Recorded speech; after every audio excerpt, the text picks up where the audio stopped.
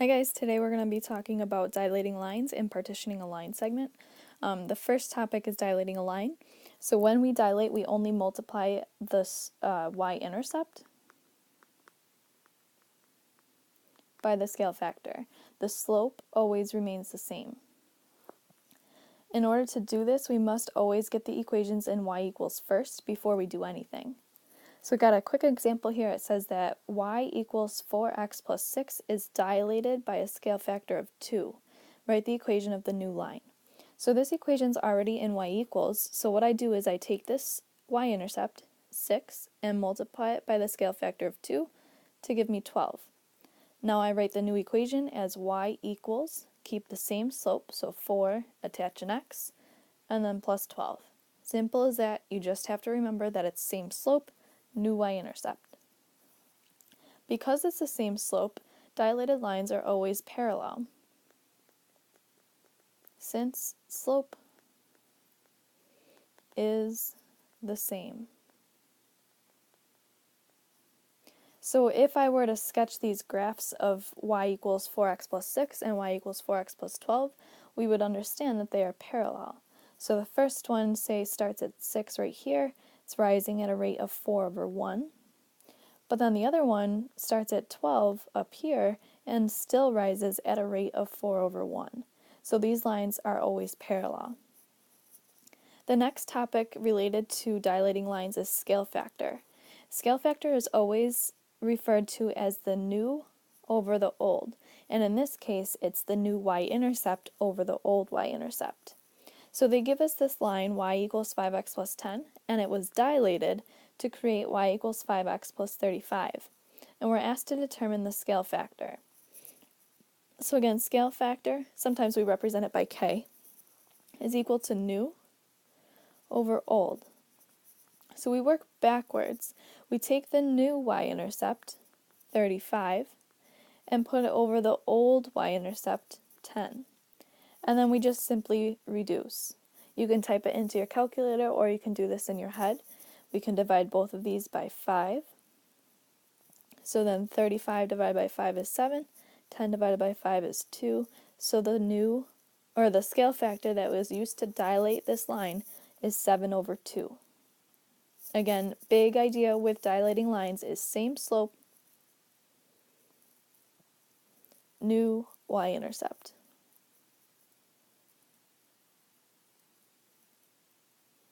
Okay. Partitioning a line segment. There's quite a few steps here, and we're going to work through them as we walk through this first example down here at the bottom. It says, plot the given points and be sure to notice the direction. Is it A to B or B to A? So we have this segment, it's directed, meaning there is a direction, A, B. So A onto B. With endpoints at -3, 5 and 1, -3. So start by plotting those points A and B, and please make sure that you label them.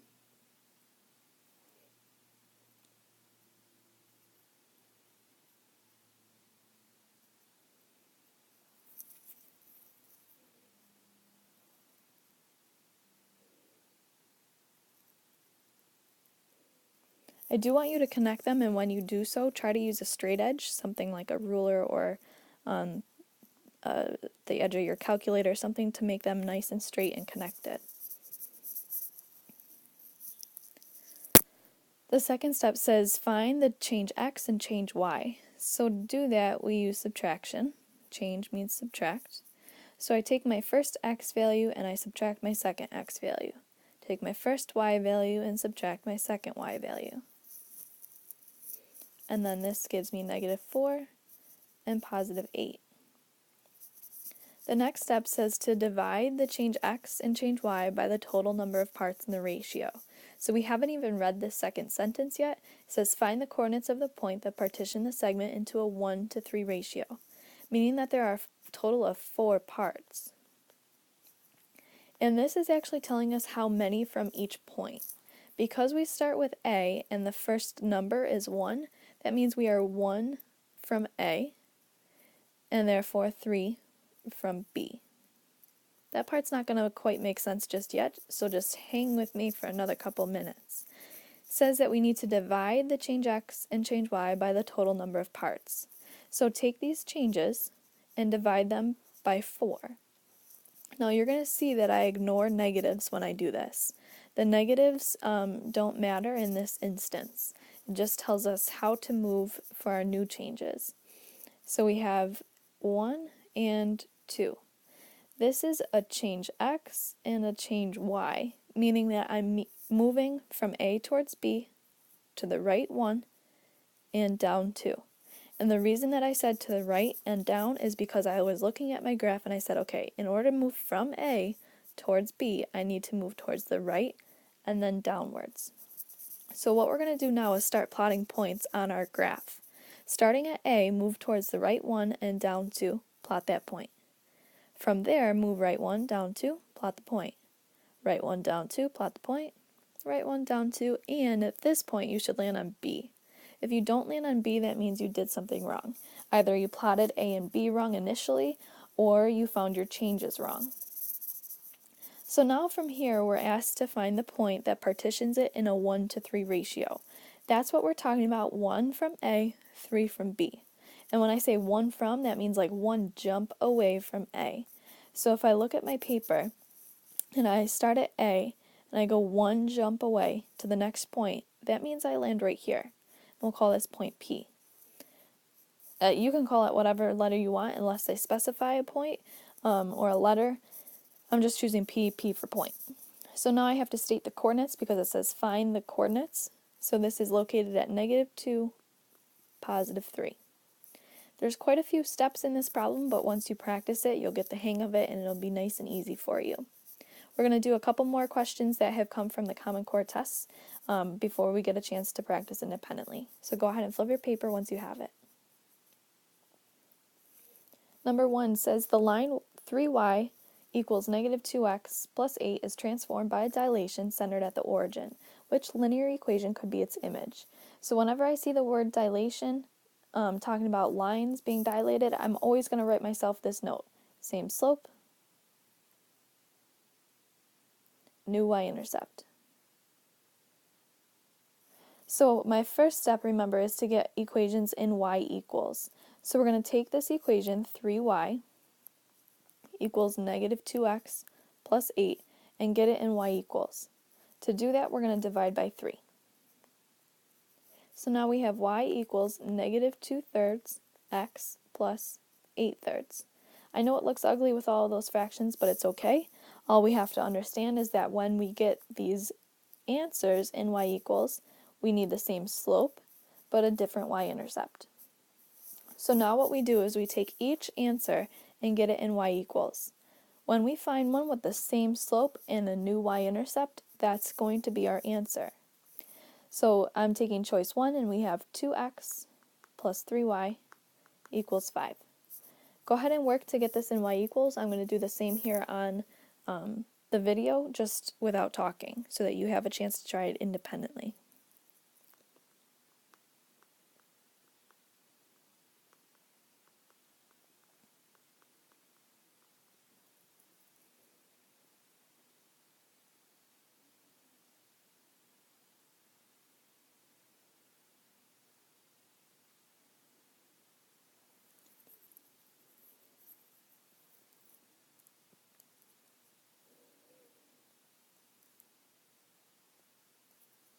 So I found y equals -2/3 x plus 5/3.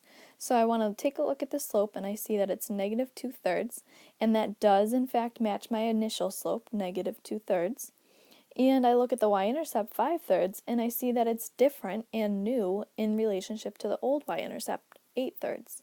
So I believe that number 1 is going to be our choice, but let's just check number 2 to be sure. You could check all of them, but at least check one more. So we have 2x minus 3y equals 5. Go ahead and get that in y equals.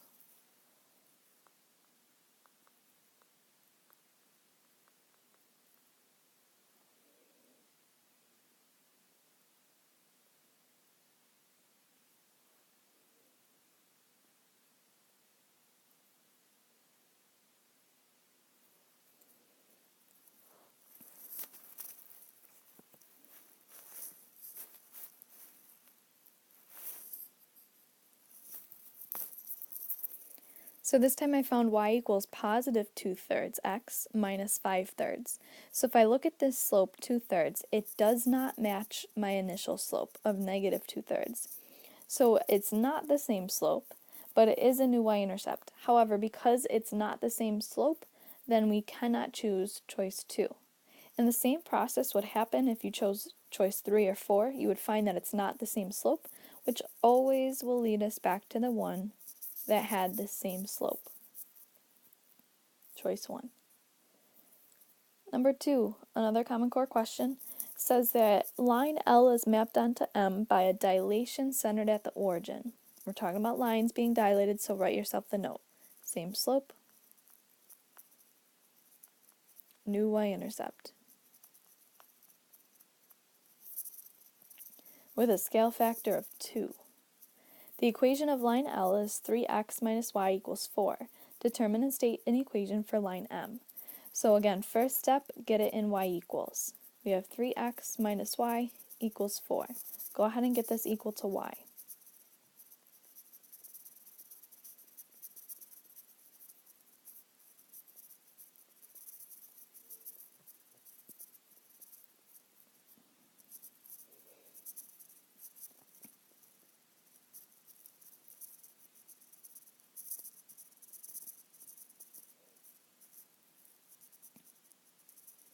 So now I have y equals 3x minus 4.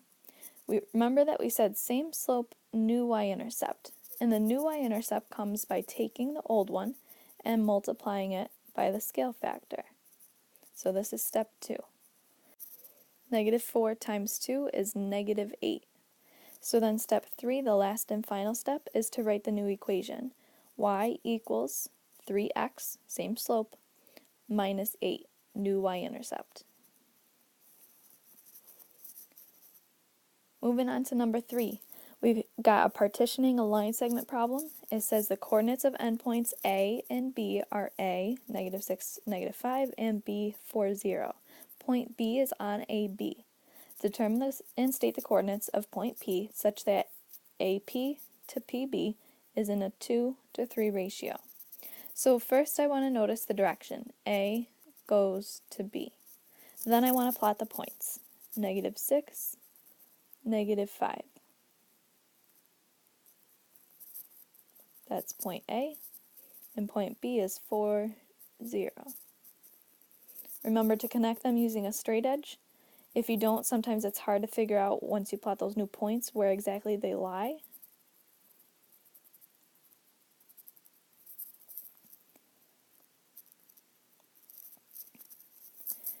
The next step is to find your change x and your change y. Remember, change means to subtract.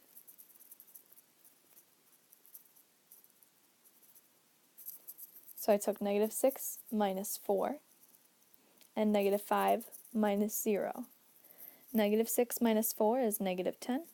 Negative 5 minus 0 is negative 5. Then from here we take these changes, ignore the negatives, and divide them by the total number of parts. So if it's a 2 to 3 ratio, there are 5 total parts, with 2 from A and 3 from B. Again, I'm choosing the 2 from A and 3 from B because of the direction. A comes first, 2 comes first, B comes second, 3 comes second. So then I take again my change of 10 and my change of 5 and divide them both by the total of 5. This now gives me 2 and 1. This is not the point. 2, 1 is not the point. These are the new changes. New change x and change y. If I'm moving from A towards B, that means I have to move towards the right and up. So first move right 2, up 1. Right 2, up 1, plot the point, starting at A.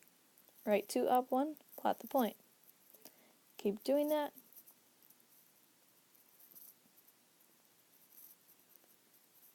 Until you land on B. Once we do that, we need to pick point P. Remember, P is 2 from A and 3 from B. So 2 jumps from A, 1, 2, circle it, label it, and state the coordinates. -2, -3. If you forget to state the coordinates, you are not obtaining full credit. So please make sure that you remember to state those coordinates. Go ahead and flip it. I think we have a couple more to do together before you try some practice problems independently. Number 4 says that we have a line that passes through the points whose coordinates are 1, 1 and 5, 7, and it's dilated by a scale factor of 3. Remember that dilation means same slope, new y-intercept. So we have these points, say A at 1, 1 and B at 5, 7. And it says that they are dilated by a scale factor of 3. If you know the rules about dilation, same slope, new y-intercept, you should be able to find your answer immediately. However, if you don't, this is a good strategy to help you answer this question. Remember that a dilation means to multiply by 3. In this case, 3, because the scale factor is 3. So we have A prime is at 3, 3. B prime is at 15, 21. Again, that's because we multiply by 3. So what we're going to do is make ourselves a set of axes on this graph and plot the points. We have to be able to get 15 and 21 to fit on this graph, so we're going to make the axes a little bit different than you might normally. It's not going to go through the center of this grid. Just pick a place to start, not too far up and not too far to the right for your axes. X, Y. So we'll start by plotting points A and B. 1, 1 and 5, 7.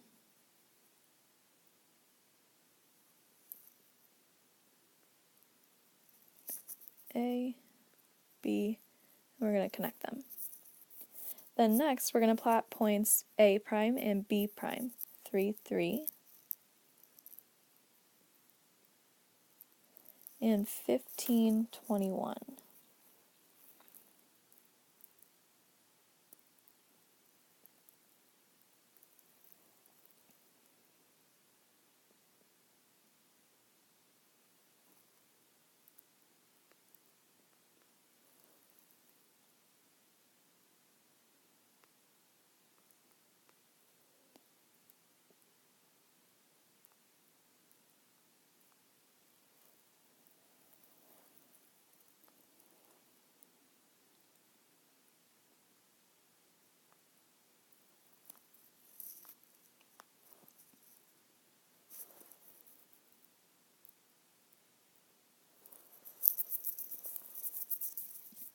Okay, so I have my two segments plotted, A, B, and A prime, B prime, and I can see that based on the plotting, these lines are never touching each other. And that's because they have the same slope, and same slope lines are parallel. Choice 2. So again, you could have answered this question immediately if you recognize that dilated lines have the same slope. That's why I like to write that note to ourselves over and over and over, so that we don't forget that dilations create parallel lines because of same slope. Number 5, go ahead and get this one started. Pay special attention to the direction. It says segment BA, which means that we go from B towards A. Plot those endpoints, and then we'll talk about how to find the point that partitions it into a 1-to-2 ratio.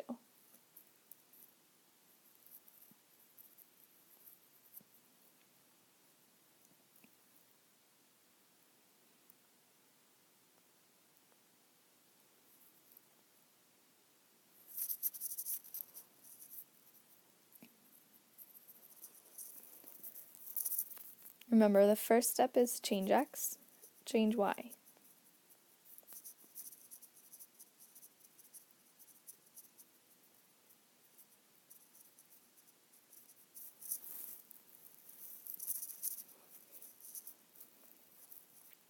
From there, we divide by the total number of parts, which happens to be 3.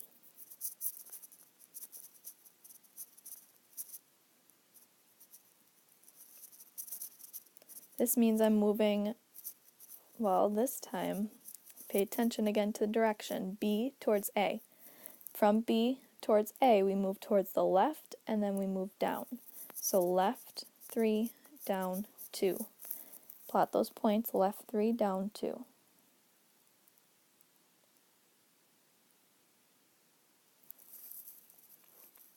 Then, because the ratio says it's 1 to 2, 1 from point B comes first, so 1 from B, 2 from A. So 1 jump from B places me right here. Call that P and state the coordinates. Looks like we are at 3, 2. Alright, at this point, once you have finished these 5 problems together, you may move on to your practice. Remember that if you need to go back and rewatch any parts of the video, that's fine. Take this at your own pace, but you do have an assessment to do at the end of this packet. Good luck!